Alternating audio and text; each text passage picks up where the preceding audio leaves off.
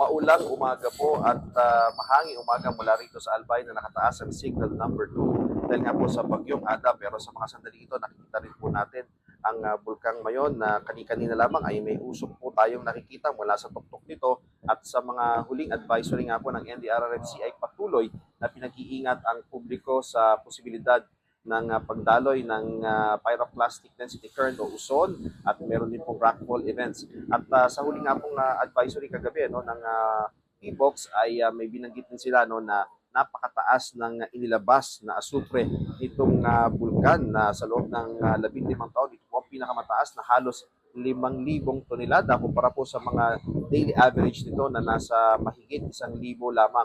Kaya naman patuloy po na pinag-iingat ang publiko, lalo na nga po yung mga malapit sa mga galis o yung mga uka na dinadaanan po ng tubig at lahar. Dahil marami pong deposito dyan sa dalistis ng bulkan sa pagputok dito noong 2018, noong 2023 at syempre sa mga aktibidad ngayon.